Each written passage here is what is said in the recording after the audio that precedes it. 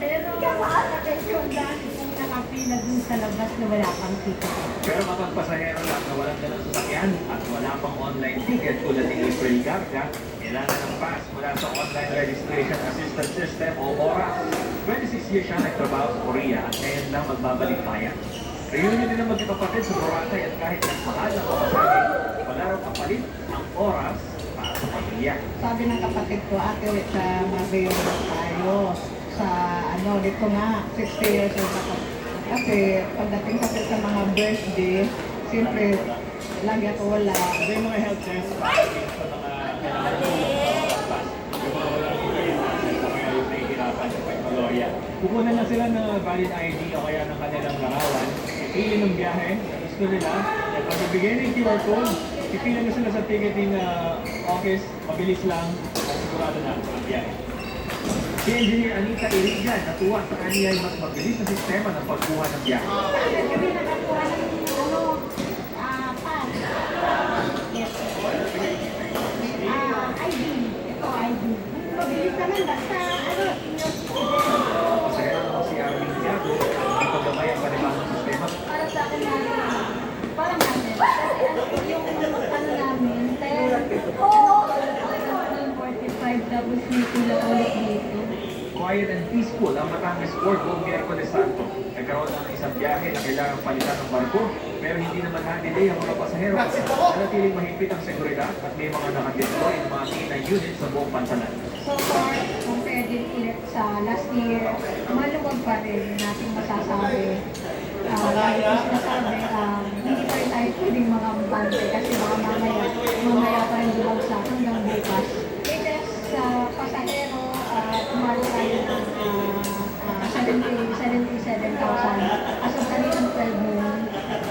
Mas mababa compare last year. Nag-start tayo ng Saturday, March 28, hanggang kanina.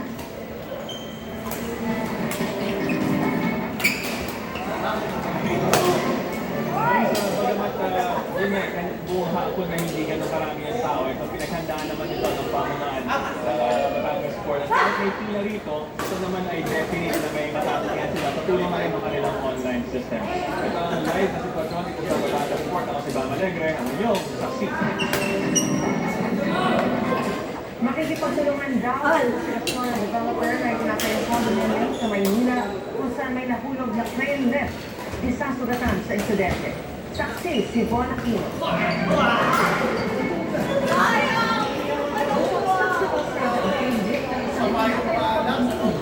Florentino Torres Street, Santa Cruz, Maynila, alas 3 ng hapon. Ang crane lift ay ang ginagamit sa pag-angat ng mga buhangin sa construction site. Ang kable, kaya bumagsak yung buong yung basket. Bumagsak kaya tinamaan yung pinakakampi nila. Ako, nagbumba na.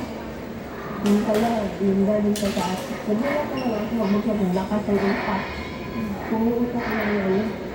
Pumuutok na dito. Binagsakan ng crane lift ang isang truck na nagbababa o talagang gamit sa lugar. Wasak ang crane shield dito at nabagsakan ng mga bakal. Base sa inisang report ng MPD Station 11, habang iaakit ang pako ng buhangin gamit ang crane, biglang natanggal ang hook block ng crane hanggang sa bumagsak ang kawalan sa pantry. Ayon pa sa mga pulis, nagtama ng minor injury ang 32-year-old na truck helper nang mabagsakan siya ng isa sa mga kampi. Bumigay din at pumambalan sa kalsada ang istrukturang may netting para maprotektahan ang mga pedestrian at mga turista mula sa mga debris ng construction. Ang mga tauhan ng Meralco nagpunta rin sa site para ayusin ang mga lumundong kawad ng kuryente at ang na-damage na poste. Pansamantala mo nang itinatigil ng Manila Building Office ang konstruksyon ng condominium kasunod ng insidente. Sinusubukan pa ng na pamaya ang safety officer ng ginagawang usali pero wala ito sa lugar ayon sa timekeeper ng construction site. Patuloy pang isinasagawang investigasyon ng mga otoridad at sa ngayon, nasa kustodiya ng MPD Station 11 ang crane operator ng construction site. Itinasara sa mga motorista ang bahagi ng kalsada habang nililinis pa ang mga humambalang ng construction debris. Ako si Volcino, ang inyong saksi. Sa isa pong statement, sinabi ng CN Tower na nakalabatik na sa pagamutan ng isa nilang kauman na bahagyan ng sugatan dahil sa insidente. Tiniyak ng kumpanya At kontrata nito na makikipagtulungan sila sa mga otoridad. Prioridad daw nila ang kaligtasan ng publiko at kanilang mga tauhan.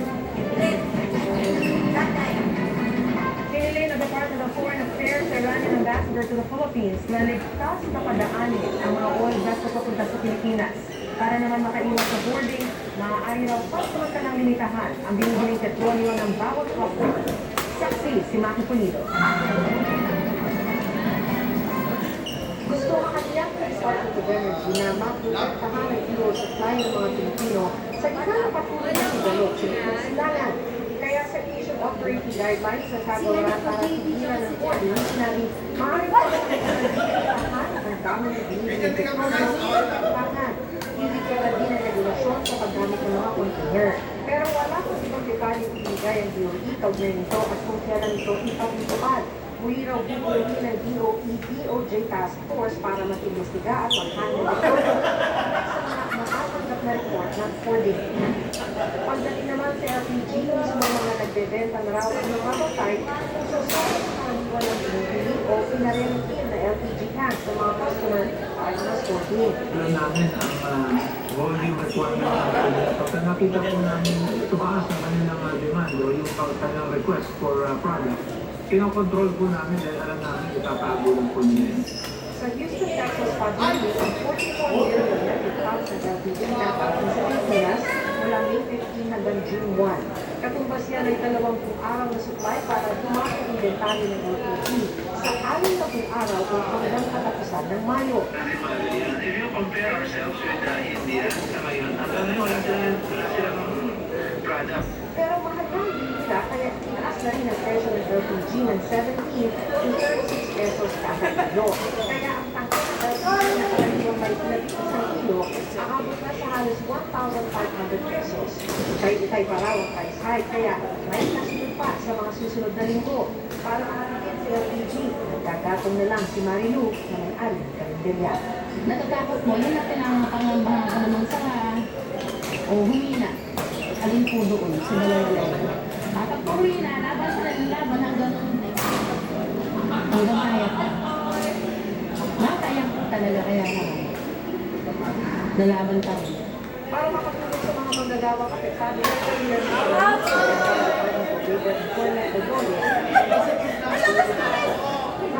ito sa mga nasa sektor ng transportasyon. We are intending to roll out the support program by this week after the whole week. Tinitignan po natin yung mga modern traditional utility drivers, ano po. Dito natin po kung paano makakapit ng bus drivers at drivers. Pero baka unahin po sa ating mga duty drivers. Mga tupel, direktang tinamaan sa pagmahal ng petrolyo. Nakipagpulong naman sila Energy Secretary Sharon Marie at Foreign Affairs Secretary Teresa Lazaro kay Iranian Ambassador to the Philippines, Yusef S. Matilzadeh.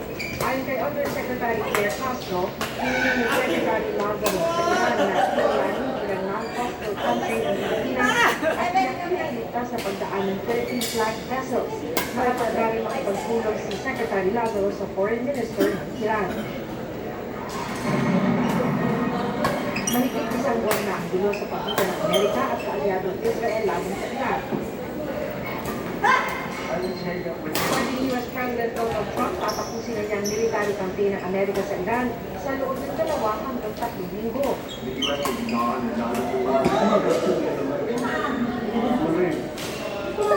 Wala silang mapagkasubuan sa Iran.